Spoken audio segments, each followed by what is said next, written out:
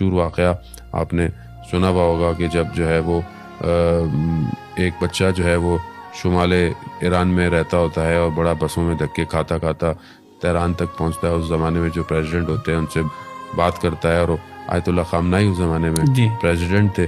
وہ آتا ہے اور ان سے ملنا چاہتا ہے, تو دیکھتے ہیں باہر بڑا شور ہے, سیکیورٹی میں بڑا رش لگا ہوا ہے. تو کہتے ہیں کون ہے؟ کہا ایک بچہ ہے.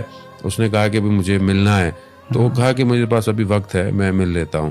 تو ملتا ہے تو بچہ رو رہا ہوتا ہے, تو اسے پوچھتے کہاں سے, وہ اپنا بتاتا ہے. تو اس سے اس کی محلی زبان بات کرتے ہیں, تھوڑا اس کا دل خوش ہوتا ہے. تو سوچتا ہے کیوں آئے ہو؟ کہا میں آپ سے ایک گزارش کرنے, ایک ریکویسٹ کرنے آیا ہوں.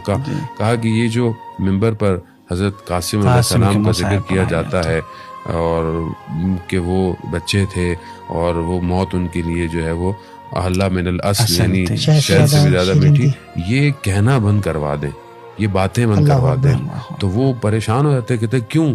کہا کہ ایک طرف آپ یہ کہتے ہیں کہ 13 سال کا بچہ ہے اور نوجوان ہے اور وہ موت کو اس طرح سمجھتا ہے, دوسری طرح جب ہم کہتے ہیں کہ ہمیں جنگ پہ جانے دو تو اب کہتے ہیں کہ بھی چھوٹے ہو, دشمنان اسلام سے مقابلہ کرنے کے لیے. ہاں تو اس زمانے میں ظاہر ہے جو حالات تھے ان کے, تو اب وہ کہتے ہیں کہ نہیں ابھی آپ چھوٹے ہو, بتا آپ مدرسے جاؤ. کہتا ہاں میں مدرسے جاؤں گا, مگر پھر آپ یہ بند کرا دو.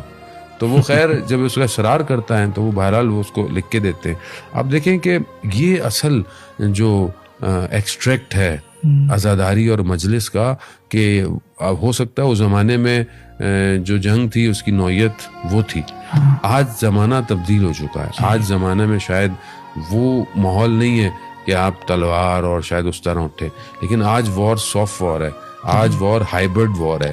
آج کے جوان کو حضرت قاسم علیہ السلام کی سیرت سے اپنے آپ کو لے کر اپنے وجود کو اپنے وقت کے امام کے لیے قربان کرنے کے لیے آمادہ